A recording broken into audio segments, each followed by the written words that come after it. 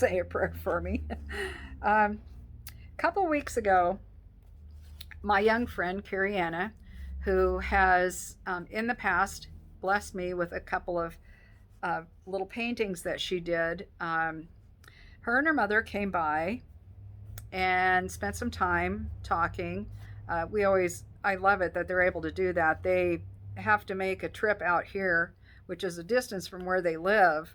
They're part of a nonprofit that serves the working poor families, which there's a lot of people who work that need extra help with food. And that's what it does. It also has other things, but it's called Birch Community Services. You can look it up online. It's a wonderful organization. And that's as much down that rabbit trail as I'm going. But anyway, I used to go to church with Carrie Anna and her family, and my husband and I were good friends with them, and we just appreciated their friendship. But her mom and her came over and visited here for a couple hours the other day, and we had a great time. Um, Carrie Anna is somebody who doesn't really talk a lot, and I think in a way that's a gift because I talk too much, and I'm a little envious at times. Anyway, she has been learning how to paint, and she paints because she loves to paint, and she likes to paint plant material things, so flowers, fruits, that kind of thing. And so before they left, she gave me these, the sunflower, and I love the board of it she's putting on here. It's a little more stylized, and echinacea. So I'm going to show you that. And there's the sunflower. She's doing a great job, I think. You know, that she hasn't been painting all that long, and I am excited to see how she's progressing. She's already showing some signs of of learning to work with color more and those kind of things. So yeah, Carrie Anna, thank you very much. These are awesome. I'm still trying to figure out. Oh, I think I know where I'm going to put them. I just saw a wall that has enough room. That's good. I don't have very many walls here because my husband took two major walls down in the living room, the one between the office and the living room, and the one between the dining room and the living room. And so, yeah, I lost a lot of wall space. So I don't have like places to hang very many things. I suppose I got one back over here I could, but it's a little hard to get to. So I'm going to get some frames for these. The other thing I got today, and this was the inspiration for this video, was from my friend Sandy Jehola, who I've known for 25 years. She's been a member of a Bible study that I have been a member of for that long. That's where I met her. And she's just a dear friend. And she also was commissioned by okay, Precious Moments. I have to look at my notes. My brain just took a cloud moment there. And she published her own line of cards. So I thought that was pretty cool. I used to recreate the Precious Moment little people, their little scenes and stuff. I would copy them and draw them out. I loved doing that kind of illustration. And so that was a lot of fun. And so when she said that, really piqued my interest about this. But for years, she has collected or written down things, little sayings, little inscriptions she would put in cards. There were poems, all kinds of little things. Some of them are directed, like they do with card lines, where there's friendship and love and marriage and new baby. What are some of the other ones? Mother's Day, Father's Day, Christmas, all these different things. Well, anyway, she has, and also there's the tongue-in-cheek ones. Can't talk about Sandy without talking about tongue-in-cheek, because every once in a while she would pop off something in Bible study that just have us roaring. She can be pretty funny, and it's not really expected with her all the time, but she's really sweet. Anyway, here's the book right here. It is called Just the Right Words.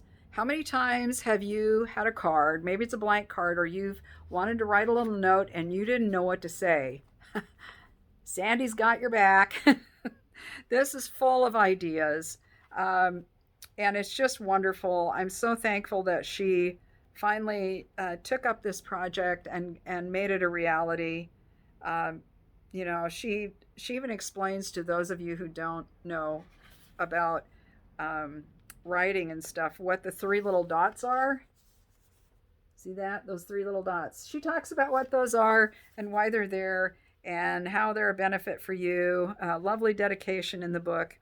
This is available on Amazon, so you can purchase one if you would like for somebody. Um, oh, this collection of sentiments spans over 70 years of creating special greeting cards for friends and family.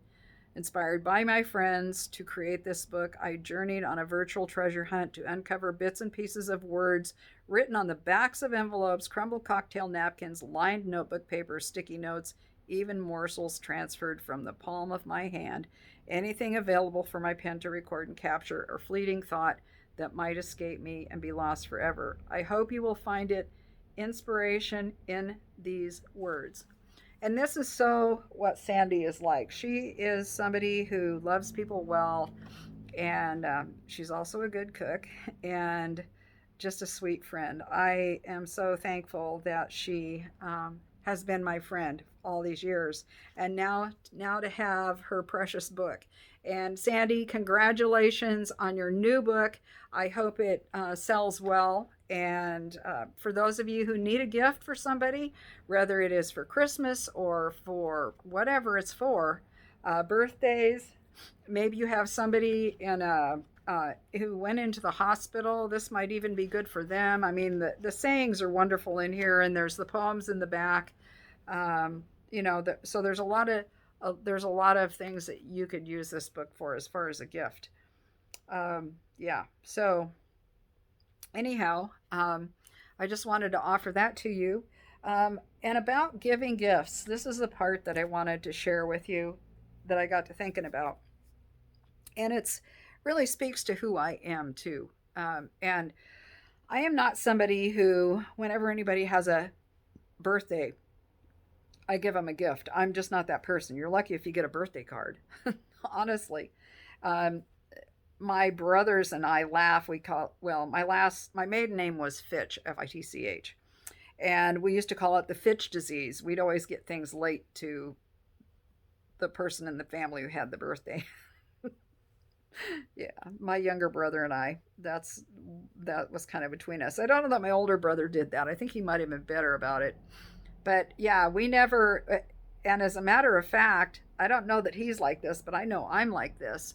Um, I don't run on compulsion when it comes to giving gifts. As a matter of fact, it causes me to resist, to not want to give gifts if there is an expectation for a gift.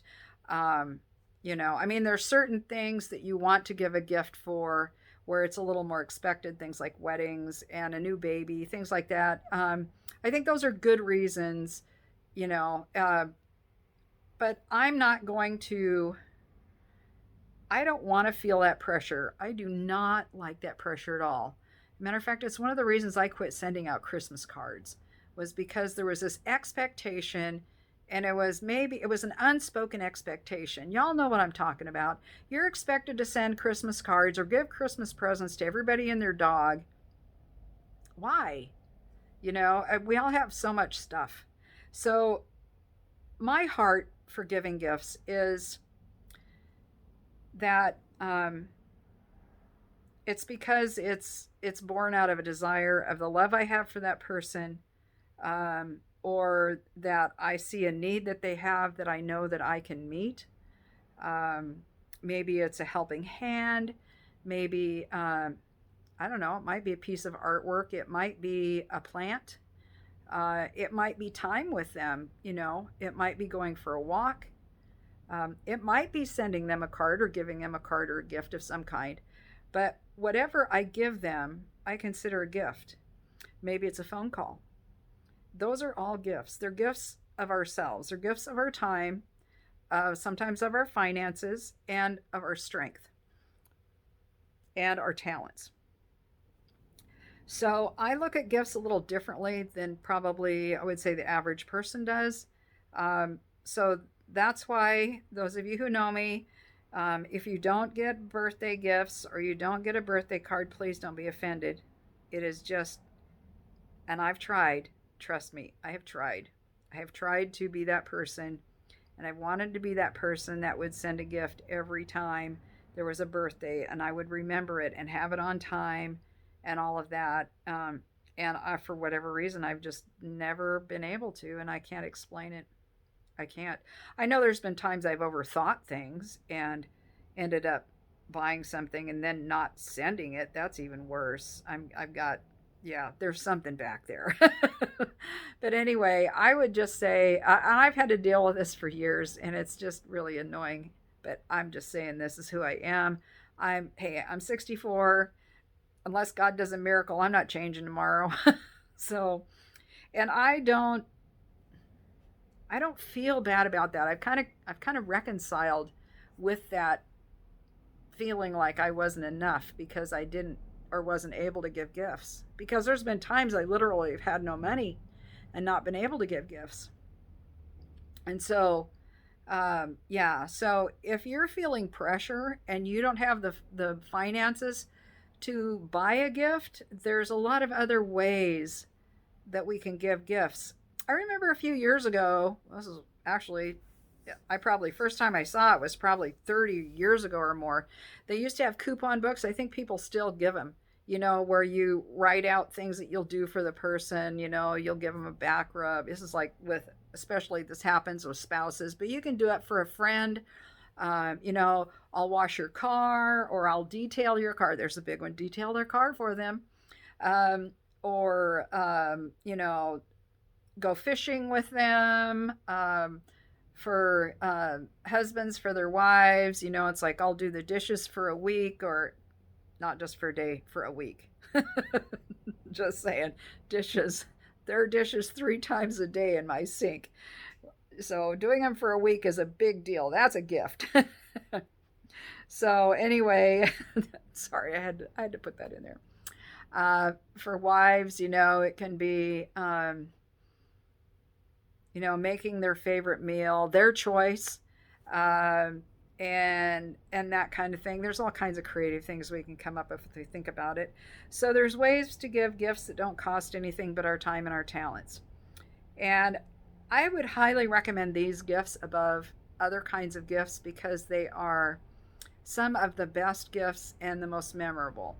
And also, maybe it would be hosting an event for the family instead of giving out family Christmas presents. And I'm going to share this idea. I think I've shared this before on my videos, but I was a part of a community house. There were several singles that rented a room or rooms from this family. And we had, oh, I think we had up and around 8 or 9 people in the house, including them and their 2 daughters, at one point. And Christmas, what we would do, well, we would draw names, so everybody got one big gift, and I think the price was $20 or $25 maximum or something like that. But the best part was we did stocking stuffers. And it doesn't have to be a stocking that you stuff. It can just be these little presents. But I think the amount was $2. You couldn't spend any more than $2. And so everybody in the room, that meant you spent like $16 to it, and the $20 or the $25 gift for the other person. So you really weren't breaking the bank to do all of this Christmas. And we would sit around in a circle in the living room, and each of us would take one gift out and open it, and then we'd all show off our gifts. It was the most hysterical and most heartwarming time. I have such good memories of that. The best memories of all were of those times. It's one of my favorite things there. It's one of the best ideas I'd ever seen. So if you have a family, you might consider doing that. Let them know in advance this is what you're going to do. It's a challenge to find those little things. I mean, now we have the Dollar Tree.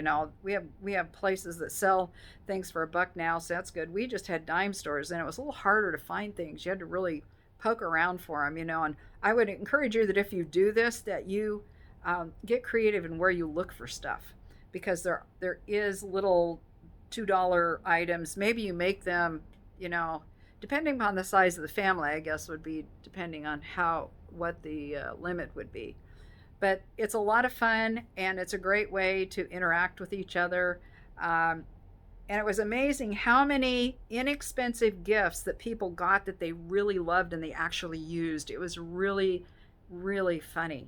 And some of the things were so funny. They just, they're like a joke gift, but they were so the person that got the gift, they were so like the jokes that person told that there was just this uproarious laughter. And it's a wonderful way to share a holiday and create memories.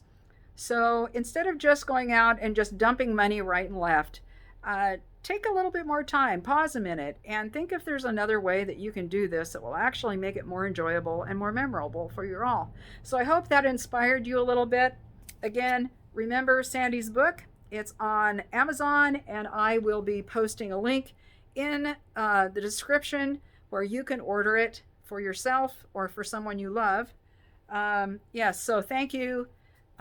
Sandy, again, thank you for the gift of your book, and thank you, Carrie for those lovely paintings. I appreciate you sharing your talents with me like that. It's really a blessing.